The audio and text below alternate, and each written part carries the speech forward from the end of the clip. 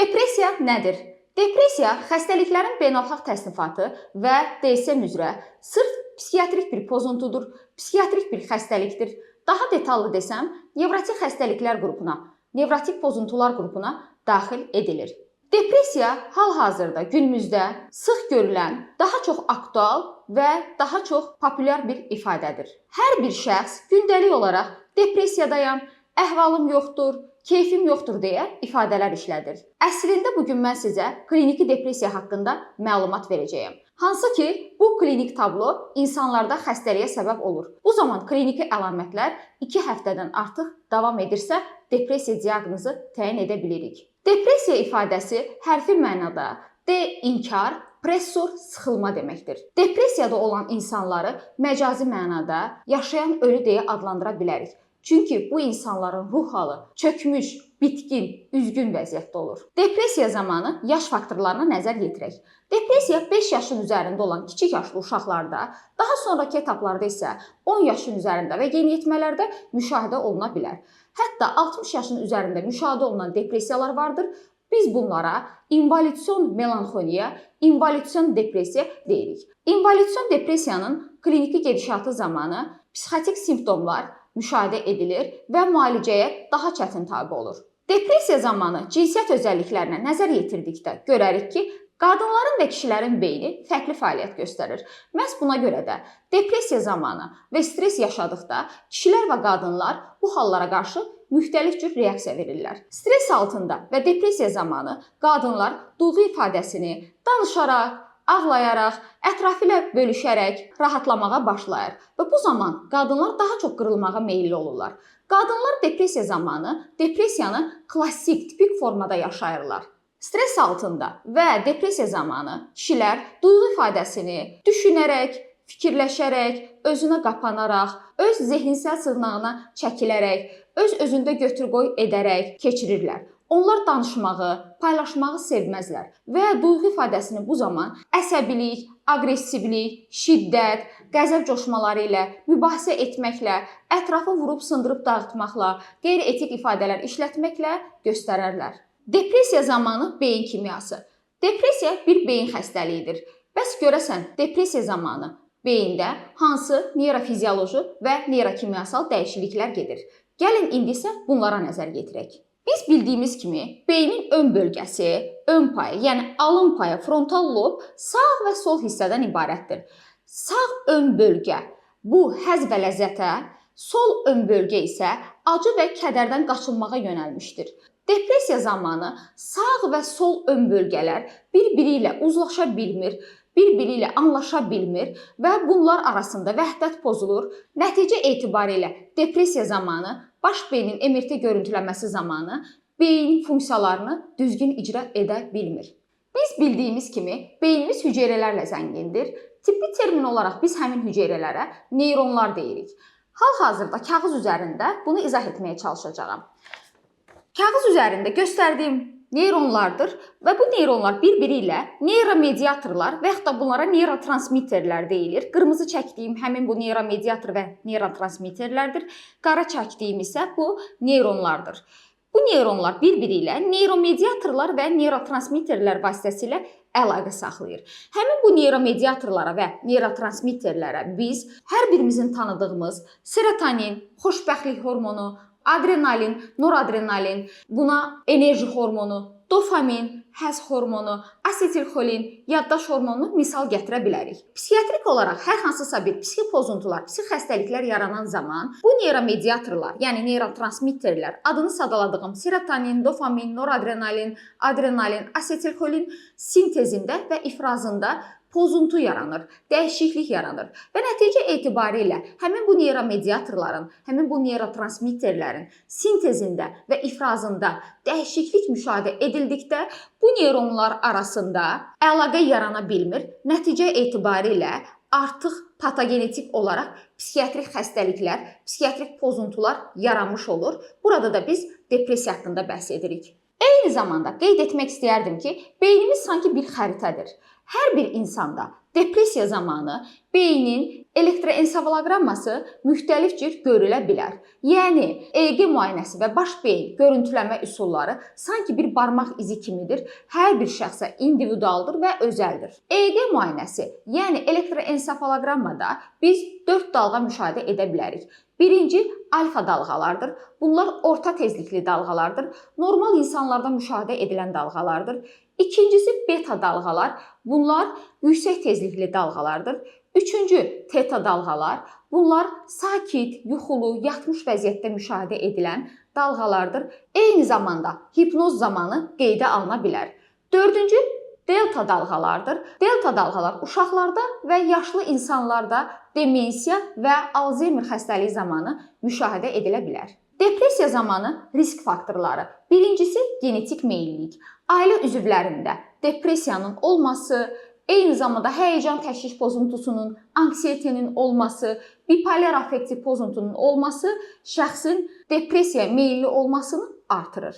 İkincisi psixogen faktorlar. Şəxsin uzun müddətli ağır xəstəliyə düçar olması və yaxud da ki, qəfildən hər hansısa bir hadisənin baş verməsi, avtoqəza, müharibə, qəfildən hər hansısa bir yaxın ailə üzvünün itirilməsi buraya aid edilir. Üçüncüsü təklik və tənhalıq. Şəxs əgər ailə həyatı qurmayıbsa, ayrılıbsa, duldursa, uşağa sahib deyilsə, bu zaman depressiyanın görülmə ehtimalı yüksəkdir. Dördüncüsü ailədaxili münaqişələr. Beşinci sosial-ekonomik vəziyyət. Əgər şəxsin maddi vəziyyəti aşağıdırsa, işsizdirsə, işini tərk edibsə və yaxud da ki, işə gedərkən tıxacda çox vaxt ayırırsa, getdiyi mənzil başına çata bilmirsə, bu halda depressiyanın artma ehtimalı yüksəkdir. Altıncı, şəxsin şəxsiyyət özəllikləri, xarakteroloji xüsusiyyətləri.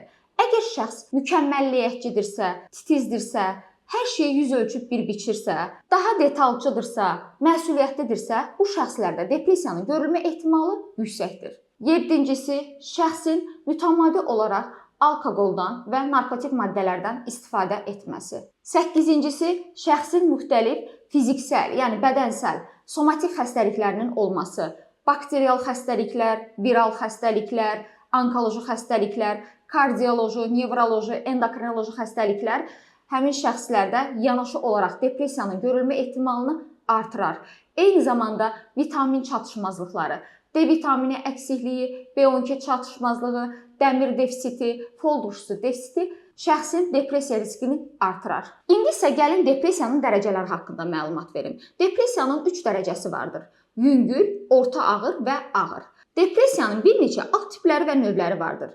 Birincisi, yüngül depressiyalar və yaxud da ki buna distimiya, minor depressiyalar deyilir.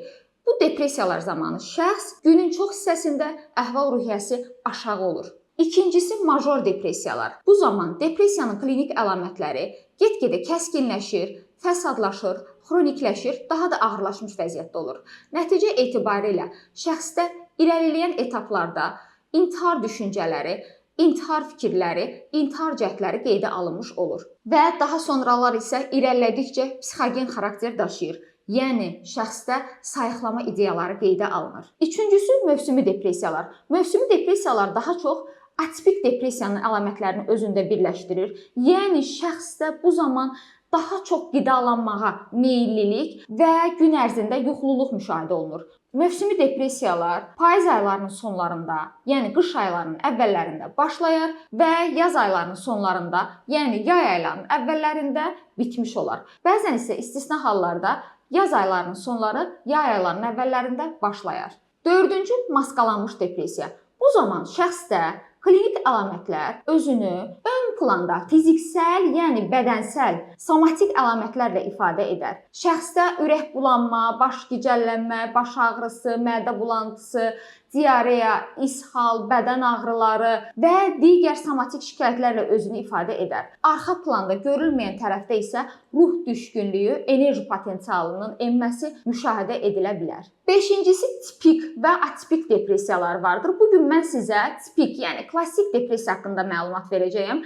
Atipik depressiyanın əsas klinik əlamətləri tipik depressiyadan fərqli olaraq iştahın aşırı dərəcədə çox olması, qidalanmağa daha çox meyilliyin artması və gün ərzində yuxululuğun daha çox olması ilə əlaqələndirilir. Depressiya bir əlamət olaraq həmçinin bir sıra psixiatrik xəstəliklərdə epizod şəklində müşahidə oluna bilər. Bunlar bipolar affektiv pozuntunun depressiya epizodu, eyni zamanda şizoaffektiv pozuntunun depressiya epizodunu, həmçinin doğumdan sonrakı psixoz, doğumdan sonrakı depressiya zamanı depressiv simptomlar müşahidə edilə bilər. Depressiya zamanı əsas 2 klinik əlamətlər müşahidə edilir. Birincisi fiziksel, yəni bədənsəl, somatik əlamətlər, ikincisi psixolojik, yəni ruhsal əlamətlər. Depressiyanın kliniki gedişatı zamanı əsas 2 əlamət müşahidə edilir. Birincisi anhedoniya. Anhedoniya şəxsin zövq alması azalır. Maraq dairəsi aşağı düşür. Şəxs əvvəllər zövq aldığı aktivitetlərindən zövq ala bilmir. Şəxs əvvəllər geyindiyi geyimləri geyinərkən zövq ala bilmir. Şəxs alış-verişindən zövq ala bilmir. Şəxsin əvvəlki kimi yediyi yeməklərin dadı tamı belə ağzında dadmır. Maraq dairəsi aşağı düşür. Əvvəllər maraq göstərdiyi işlərinə maraq göstərə bilmir. Özünə qapanma, çökkün ruh halı, ümidsizlik, özgüvənsizlik, özgüvən əksikliyi, daxili sıxıntı, səbirsizlik, tək qalmağa meyillik, ağlamağa meyillik, mənasız qısqanclığın yaranması, bağırma, qəzəb hissinin olması, bir mövzudan digər mövzuya keçməkdə çətinlik və bu kimi klinik əlamətlər müşahidə olunur. İkinci əsas klinik əlamət avalyusiyadır. Avalyusiya enerji potensialının enməsidir. Şəxs hərəkətsiz vəziyyətdə olur. Yerindən qalxa bilmir. Yerindən qalxaraq bir yerdən digər yerə keçə bilmir. Yatağından qalxa bilmir. Fiziki yavaşlama müşahidə olunur. Halsızlıq, taqətsizlik müşahidə olunur. Şəxsin halı heyi olmur. Yorğun, gücsüz, bitkin, tənbəl bir vəziyyətdə olur. İkinci klinik əlamət kimi bəzi pasientlərdə agitasiya müşahidə olunur. Agitasiya bir yerdə qərar tuta bilməməkdir.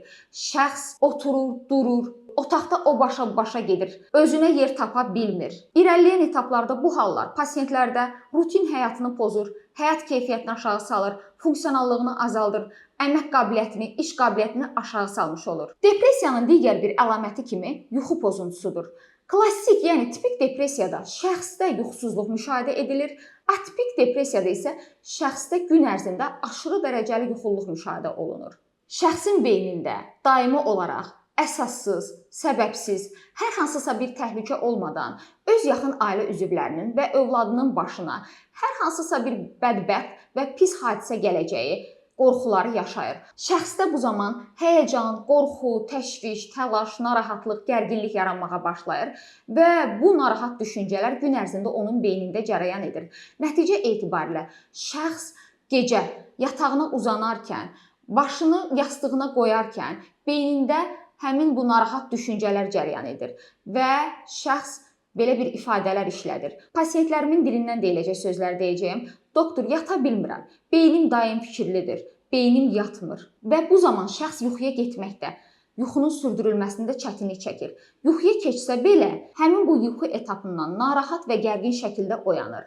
Səhərə yaxın mürgüləyir və gecə narahat yuxu fonunda səhər yatağından qalxmaqda gücsüzlük, taqətsizlik hiss edir.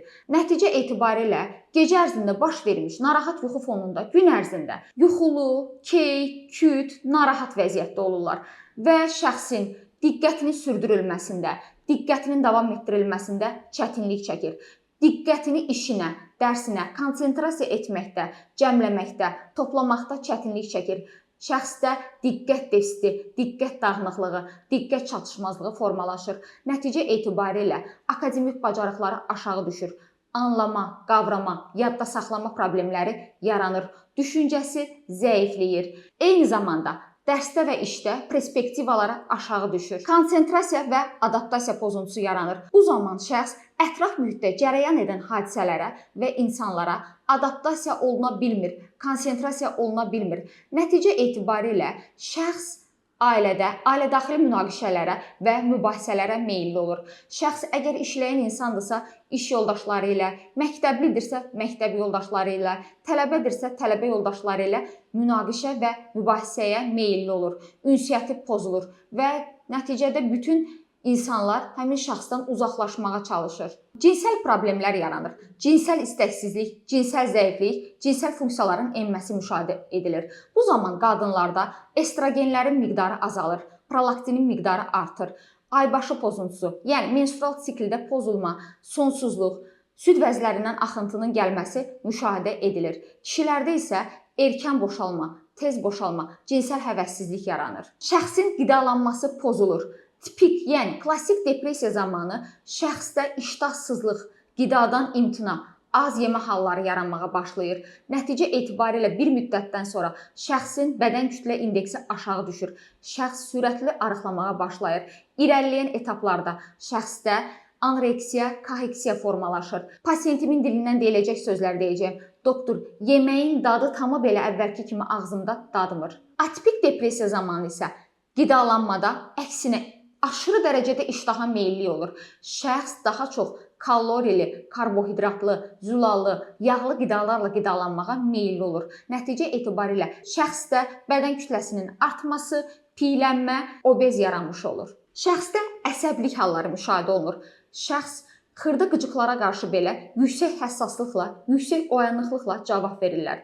Kimsə yemək yeyərkən onun ağzının mırçıltısı, su açıq qalıbsa suyun şırıltısı, saatın əqrəbinin çıqqıltısı, kimsə hərəkət edərkən addımlarının səsi, telefonun, televizorun, planşetin səsi onlara qıcıq verir. Məhz buna görə də həmin şəxslər telefonu səssiz rejimdə istifadə edərlər. Həmin şəxslər bir yerdə qərar tuta bilmir. Ajitasiya müşahidə edilir. Pasiyentlərimin dilindən deyiləcək sözü deyəcəyim. Doktor, tıncıxıram, bir yerdə qərar tuta bilmirəm. Kiminsə xoş sözü belə mənə zəhər kimi olur. Həmin şəxslər əsəbləşərkən əsəbliyini kontrol etmək məqsədi ilə əllərini bir-birinə sürtərlər, barmaqlarını sındırarlar, ayaqlarını yelləyərlər. Bəzi hallarda isə barmağını saçına keçirərək saçından, kipriyindən, qaşından tük olmağa başlayırlar və bu tük olduqca rahatlıq duyğusu keçirmiş olarlar. Pasiyentimin dilindən deyiləcək sözləri deyəcəyim. Doktor, elə bil əvvəlki kimi deyiləmi?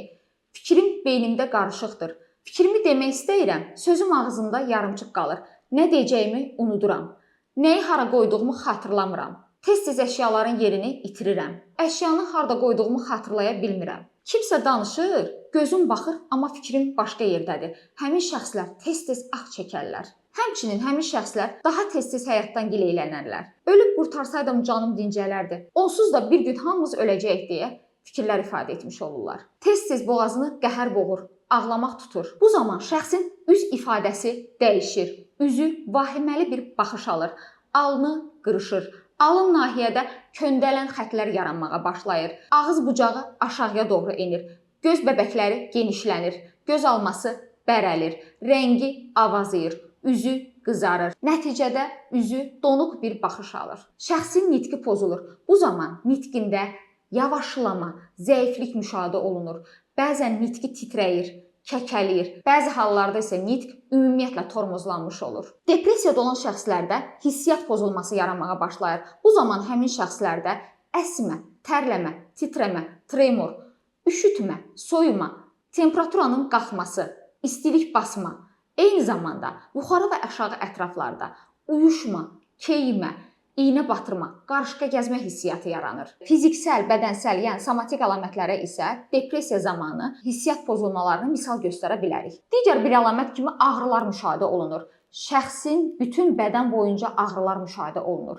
Ağrılar fibromiyalgiya ağrılarını xatırladır. Yəni bir yerdən digər yerə yayılmış olur.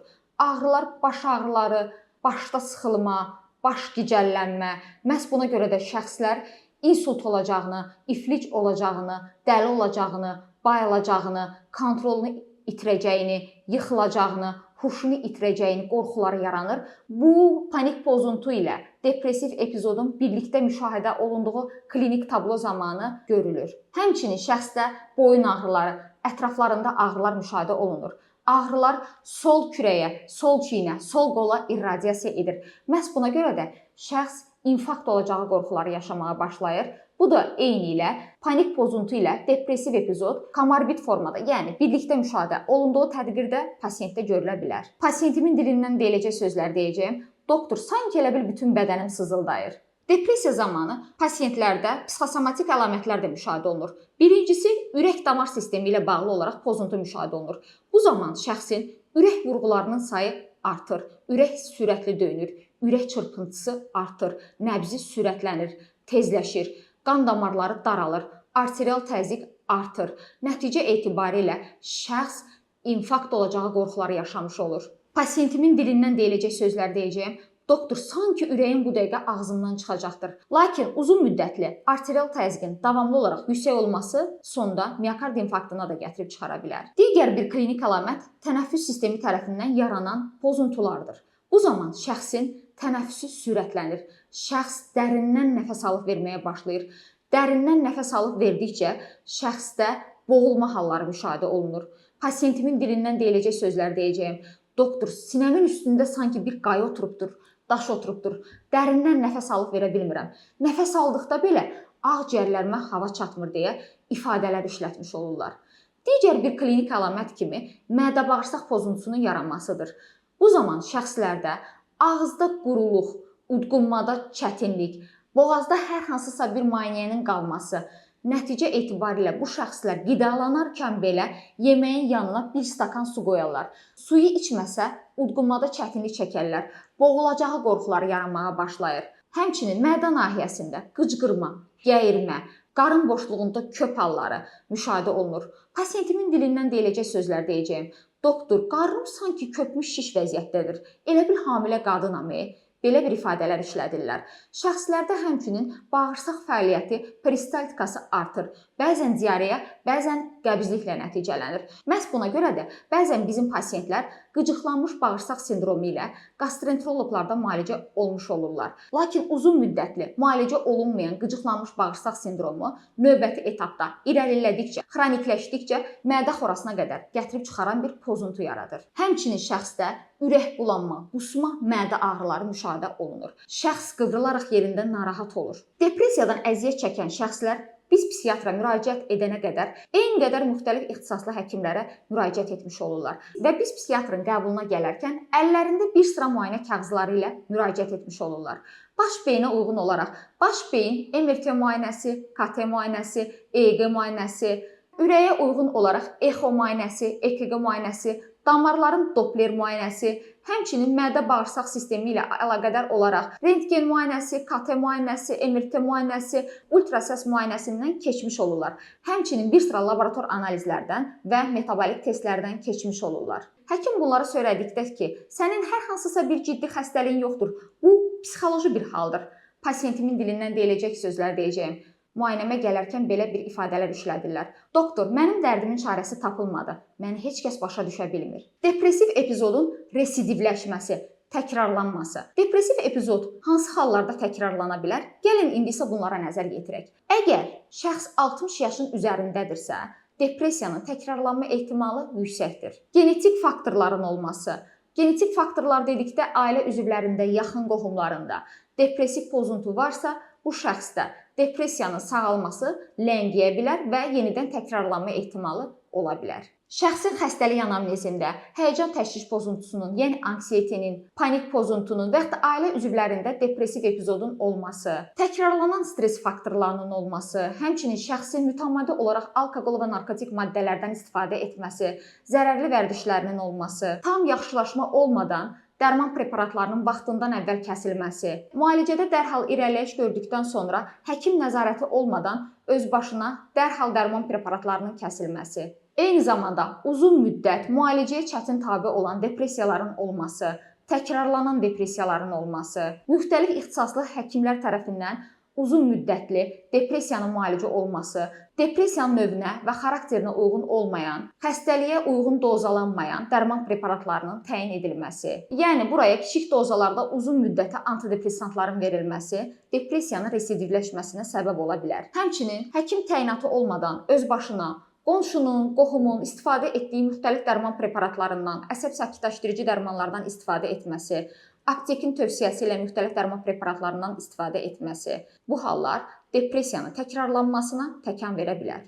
Qeyd etdiyim bu hallarda əgər dərman preparatları qəfildən kəsilərsə, Bu zaman depressiyanın əlamətləri əvvəlkindən daha şiddətli və daha proqressiv başlayar və nəticə etibarilə bu halda biz tibbi termin olaraq buna rebound sindromu və ya da kəsilmə sindromu deyə adlandırırıq. Məhz buna görə də ağır depressiyalar zamanı biz dərman preparatlarını təyin edən zaman dərman preparatlarını pasiyentin əlinin altına qoymaq olmaz. Çünki bu zaman pasiyentdə ağır depressiyalar zamanı xəstədə psixotik vəziyyət, sayıqlama ideyaları görüldüyü üçün intihara dair düşüncələr, intihar cəhdləri, intihar fikirləri olduğu üçün dərman preparatlarının əl altında qoyulması təhlükəli hesab edilir. Hətta bu zaman biz sırf farmakoterapiyadan istifadə edirik. Çünki psixoterapiya özü belə bu halda üzgüldürücü nəticə verməyə bilər. Çünki pasiyentdə o qədər hərəkətsizlik yaranır ki, şəxs çaşqanı belə yerindən götürüb qoya bilmir, yerində hərəkət edə bilmir, söz danışa bilmir. Depressiya zamanı doğru bilinən yanlışlar vardır. Gəlin indi isə bunlara nəzər yetirək. Birincisi, uzun müddətli bitkisel dərman preparatlarının istifadə edilməsi. Cəmiyyət arasında belə deyirlər. Psixotrop dərmanlar sənin qaraciyərinə ziyan edəcəkdir. Bitkisel dərmanlardan istifadə et və bu səni müalicə edəcəkdir. Bu tamamilə yanlışdır. Çünki bitkisel dərmanlar hər hansısa bir beyində beyin kimyasına təsir göstərməz və buna görə də depressiyanın müalicəsində hər hansısa bir effekt və etki verməz. Əksinə, depressiyanın xronikləşməsinə və növbəti etapda yaxşılaşma azacıq görülsə də yenidən xəstəliyin daha şiddətli geri dönməsinə səbəb olar. Digər bir faktor kimi depressiv epizod zamanı sayıqlama ideyaları görülən halda cəmiyyətimiz tərəfindən filankəsin bədəninə cin giribdir, mollaya, falçıya, çıldağa aparaq. Halbuki bu halda beyin kimyasında dopamin neyromediatorunun miqdarının artması şəxsdə psixotik bir vəziyyətin sayıqlama ideyalarının yaranmasıdır. Digər bir tövsiyə kimi iradəndən asılıdır, iradəni topla, möhkəm ol, havanı dəyiş, evlən düzələcək, sənin nəyin əksikdir, övladım var, evim var, işim var, başqa nə istəyirsən? Yavaş-yavaş düzələcək.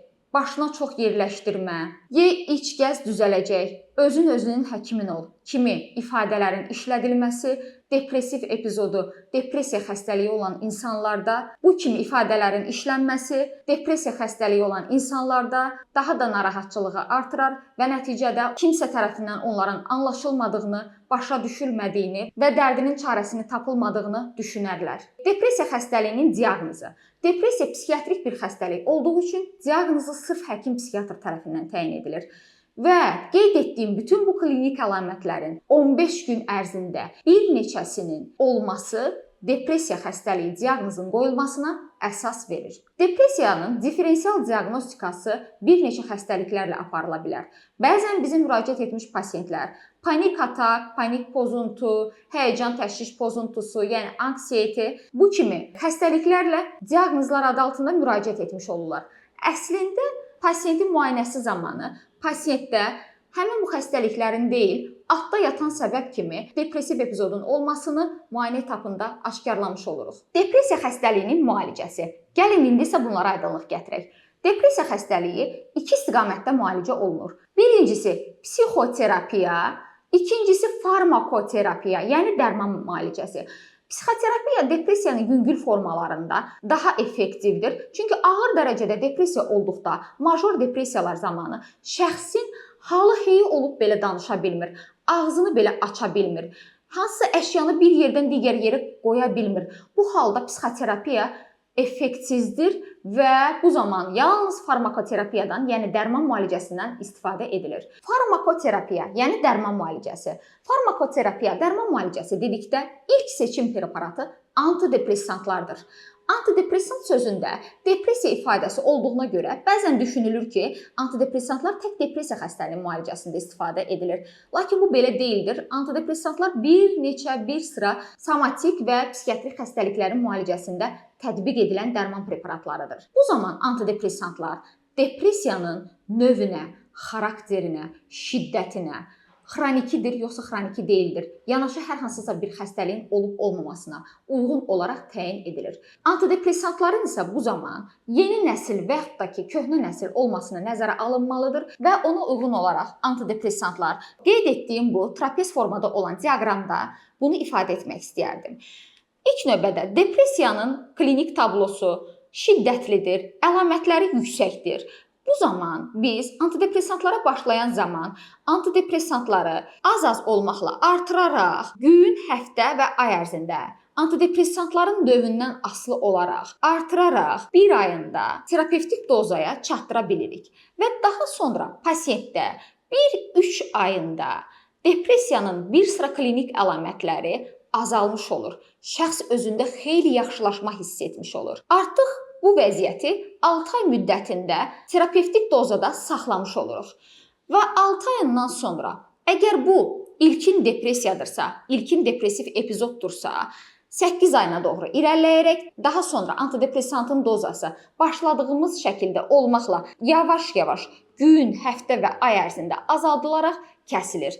Əgər bu xroniki depressiyadırsa, təkrarlanmış depressiyadırsa, biz psixiatra müraciət edənə qədər bir sıra ixtisaslı həkimlərdən müraciət edib ağırlaşmış, proqressivləşmiş, kəskinləşmiş depressiv vəziyyətdə müraciət edirsə, bu halda 2 il, 4 il, 6 il, hətta daha uzun müddətə antidepressantlar təyin edilmiş olur. Pasientlərimiz antidepressantların təsir spektrini ədəbiyyat söylür ki, bu 2 həftədən etibarən, bəzən isə daha qısa müddətdə 1 həftədən etibarən artıq hiss etmiş olurlar. İlk növbədə şəxsin əhval-ruhiyyəsi düzəlir, yuxusu düzəlir, artıq maraq dairəsi artır və depressiv vəziyyətdə maraq göstərə bilmədikləri aktivitetlərinə, fəaliyyətlərinə maraq göstərməyə başlayırlar. İkinci seçim preparatı kimi, əgər depressiya zamanı antidepressantlara başlayan etapda yanaşı olaraq şəxsdə həyəcan, qorxu, təşviş, təlaş, tədirginlik müşahidə edilirsə, bu halda mütləq şəkildə həyəcan təşviş əleyhinə olan dərman preparatlarından,